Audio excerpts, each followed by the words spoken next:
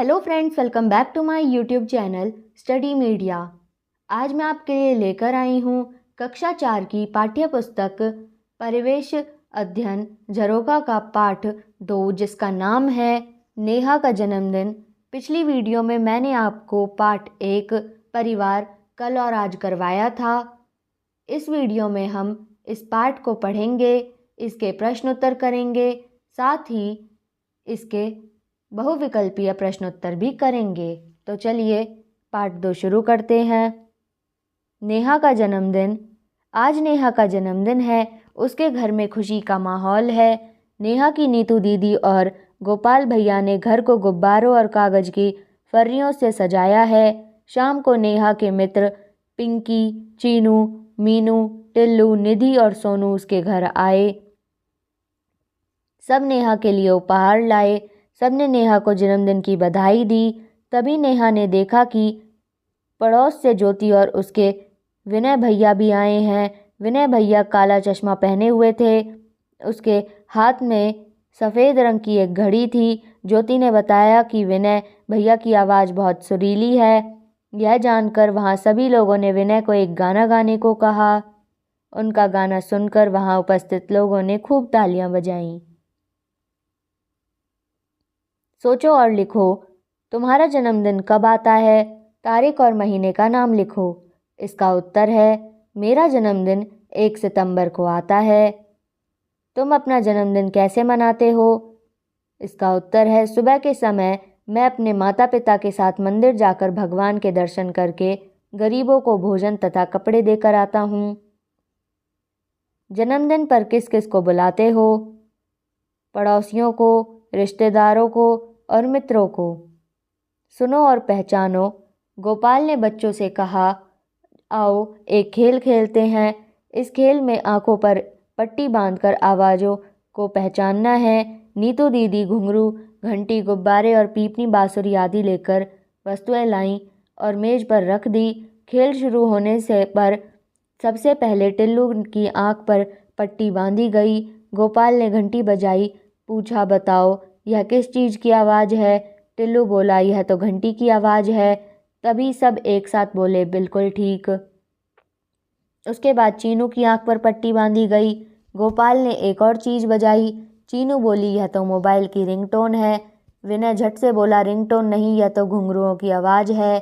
इसी समय सबको एक मीठी धुन सुनाई दी। वाह, यह तो बांसुरी की आवाज़ है। सोनू बोला। तभी रसोई घर से बर्तन गिरने की आवाज़ आई। गोपाल ने पूछा, बताओ यह किस बर्तन की आवाज़ है? निधि और टिल्लू एक साथ बोले, यह गिलास के गिरने की आवाज़ है। गोपाल ने कहा, सही पहचाना। सोचो और लिखो। तालिका में दी गई वस्तुओं के सामने उनसे उत्पन्न होने वाली आवाज़ें लिखो।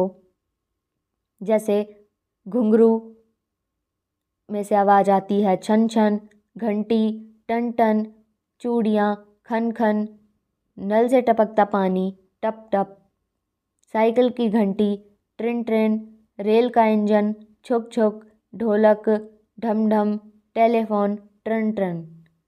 तुम बिना देखे इन पशु पक्षियों को उनकी आवाज़ से पहचान सकते हो? इसका उत्तर है, कुत्ता, बिल्ली, कोयल, कौवा, कबूतर, चिड़िया। खुशबू आए, मन ललचाए। नीतू दीदी ने कहा कि खाना तैयार हो गया है। वह खाना मेज पर लगा रही थीं। उनकी चूड़ियों की खनखन की आवाज़ अच्छी लग रही थी। विनय भैया बोला, वाह दीदी, यह खनखन की आवाज़ तो आपकी चूड़ियों से आ रही है। दीदी बोली, विनय, खूब पहचाना तुमने। खाने में बहुत सी चीज़ें थीं, उनसे खुशबू आ रही थी। ज्योति ने कहा, दीदी आपने हलवा बनाया है ना? नेहा ने कहा, हाँ, लेकिन तुमने कैसे जाना? ज्योति बोली, हलवे की बहुत अच्छी खुशबू आ रही है। पिंकी ने कहा, सूंघने की बात पर याद आया कि हमारा मोगली भी सब चीज़ों को सूंघकर पहचान लेता है। पिंकी के प्यारे पालतू कुत्ते का नाम मोगली है। मोगली ऐसा मासूम जानवर है जो बिना बोले अपनी भावनाओं को व्यक्त करता है। अब बताओ, मोगली और किस किस चीज़ को सूंघकर पहचानता होगा?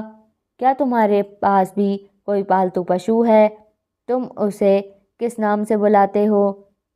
जब उसे भूख लगती है तो वह कैसे बताता है? वह तुम्हारे प्रति प्यार कैसे दर्शाता है? जब तुम बाहर से आते हो तो वह क्या करता है? जब घर के दरवाजे पर कोई अजनबी आता है तो उसका बर्ताव कैसा होता है? बच्चों ने एक साथ बैठकर खाना खाने का आनंद लिया। अंत में सबने एक एक रसगुल्ला खाया। तो इन प्रश्नों के उत्तर हैं, मोगली खाने की चीज़ों और परिवार के सदस्यों को सूंघकर पहचानता होगा। दूसरे का उत्तर है, मेरे पास भी एक पालतू कुत्ता है, उसका नाम डब्बू है। तीसरा, जब उसे भूख लगती है तो वह रसोई घर के बाहर आकर बैठ जाता है और हल्की हल्की आवाज़ें निकालने लगता है। वह तुम्हारे प्रति प्यार कैसे दर्शाता है? वह मेरे साथ खेलता है और जब मैं स्कूल का काम करता हूँ तो मेरे पास बैठा रहता है। अगले का उत्तर है, वह मेरे चारों ओर घूमने लगता है, लोटपोट होने लगता है और अपनी पूंछ हिलाता है। जब घर के दरवाजे पर कोई अजनबी आता है तो उसका बर्ताव कैसा होता है? इसका उत्तर है, वह जोर जोर से भौंकता है। छूकर जानना।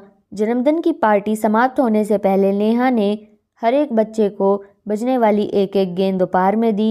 विनय ने गेंद को बजाया। वह बोला, वाह, यह तो बहुत अच्छी गेंद है। मैं तो इसकी आवाज़ सुनकर ही इसको लपक सकता हूँ। उसकी बात सुनकर सोनू ने गेंद को उछाला। विनय ने गेंद को तुरंत लपक लिया। विनय ने नेहा से कहा, गेंद देने के लिए धन्यवाद। उपहार लेकर बच्चे अपने अपने घर चले गए। नेहा ने ज्योति से कहा, आओ ये पैकेट खोलें और देखें कि इनमें क्या क्या है। ज्योति, हाँ ठीक है, विनय भैया भी इस काम में हमारी सहायता करेंगे। ज्योति ने एक पैकेट खोला और बोली, देखो इसमें कितनी प्यारी गुड़िया है। विनय ने भी एक उपहार उठाया, बोला, लो इसमें पुस्तक हैं, मैंने छूकर पहचान लिया। सोचो और लिखो, दी गई चीज़ों या क्रियाओं को तुम किस किस तरह से पहचानते हो? ठीक उत्तर के खाने में सही का निशान लगाओ।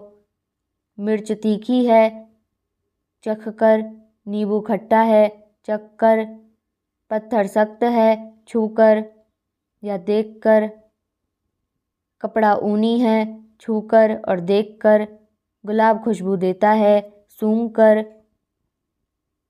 गूंदा हुआ आटा, छूकर और देखकर। कपड़ों का जलना, सूंघकर और देखकर। बादल गरज रहे हैं, सुनकर। पके हुए आम, चखकर। बकरी का मिमियाना सुन। बारिश की छमछम, सुनकर। गैस का लीक होना, सूंघकर। अगरबत्ती का जलना, सूंघकर। गन्ना मीठा है, चखकर। मुझे यह अच्छा नहीं लगता। मीना और ऋतु स्टापू खेल कर घर लौट रही थीं। मेरे घर चलो ना, मीना ने ऋतु को खींचते हुए कहा। तुम्हारे मामा तो घर पर नहीं होंगे। अगर वो हों तो मैं घर नहीं चलूँगी, ऋतु ने जवाब दिया। पर क्यों? मामा को तुम अच्छी लगती हो। वे कह रहे थे अपनी सहेली ऋतु को घर लाना। मैं दोनों को खूब सारी चॉकलेट खिलाऊंगा। ऋतु ने मीना से अपना हाथ छुड़ाया और बोली, तुम्हारे मामा से मुझे डर लगता है। वे मेरा हाथ पकड़ते हैं तो मुझे अच्छा नहीं लगता। यह कहकर ऋतु अपने घर चली गई। क्या तुम्हें भी कभी किसी का छूना अच्छा नहीं लगता? ऐसी बातों की शिकायत अपने घर के सदस्यों से ज़रूर करो। इस तरह के मामलों में कभी डरना नहीं चाहिए। अब बताओ, क्या तुम्हें भी कभी किसी का छूना बुरा लगा है? यदि हाँ तो किसका? अगर तुम ऋतु की जगह होते तो क्या करते? ऐसा होने पर और क्या किया जा सकता है? सभी का छूना एक जैसा नहीं होता। जब मीना के मामा ऋतु को हाथ पकड़ते हैं तब उसे अच्छा नहीं लगता, लेकिन जब मीना उसका हाथ पकड़ती है तो उसे अच्छा लगता है। ऐसा क्यों? पहले का उत्तर है, हाँ मुझे भी बुरा लगता है। यदि कोई भी गैर व्यक्ति मुझे छूता है तो मुझे अच्छा नहीं लगता है। दूसरे का, मैं इस बात को अपनी अध्यापिका और अपने माता पिता को बताती।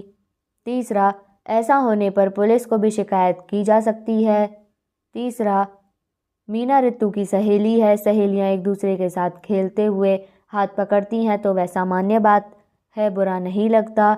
लेकिन मीना के मामा द्वारा ऋतु का हाथ पकड़ना सही नहीं था। दूसरा, जन्मदिन की टोपी बनाओ। एक रंगीन गोलाकार ड्राइंग शीट लो। चित्र में दिखाई गई आकृति के अनुसार शीट को काटो।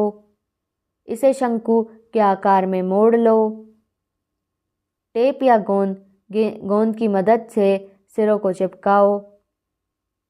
इस प्रकार बने शंकु और स्केच पेन से आंखों व मुंह बनाओ। जैसा चित्र दिखाया गया है, लो बन गई टोपी। टोपी के नीचे की ओर दोनों तरफ एक धागा बांध दो। प्रश्न 3 मिलान करो। सूंघना, नाक, इसको नाक से मिलाएंगे। चखना, इसे जीभ से मिलाएंगे। देखना, इसे आँख से मिलाएंगे। छूना, इसे हाथ से मिलाएंगे। सुनना, इसे कान से मिलाएंगे। प्रश्न 4 तुम इसमें से जिन चीज़ों को सूंघकर पहचान सकते हो उन्हें नीचे दिए गए स्थान पर लिखो। इसका उत्तर है खरबूजा, इत्र, अगरबत्ती, पुदीना, तुलसी, मिट्टी का तेल। प्रश्न 5 ज्ञानेंद्रियों की देखभाल के लिए क्या करना चाहिए, क्या नहीं, तालिका में लिखो। इसका उत्तर है आँख, करना चाहिए, साफ पानी से धोना चाहिए, नहीं करना चाहिए, बहुत कम रोशनी में नहीं पड़ना चाहिए। कान, नहाने के बाद सूखे कपड़े से साफ करना चाहिए, नुकीली चीज़ नहीं डालनी चाहिए। नाक, पानी से साफ करना चाहिए, उंगली नहीं डालनी चाहिए। त्वचा ढककर रखनी चाहिए, रसायनों का प्रयोग नहीं करना चाहिए। जीभ, टंग क्लीनर से साफ करनी चाहिए, ज़्यादा गर्म चीज़ें नहीं खानी चाहिए। तो यहाँ ये वीडियो ख़त्म होती है। अगली वीडियो में मैं आपको पार्ट 3 मस्ती की रेल मेरे ये खेल करवाऊँगी। ये वीडियो आपको कैसी लगी मुझे कमेंट करके ज़रूर बताएं। वीडियो को लाइक करें, शेयर करें और चैनल को सब्सक्राइब करना ना भूलें। Thank you.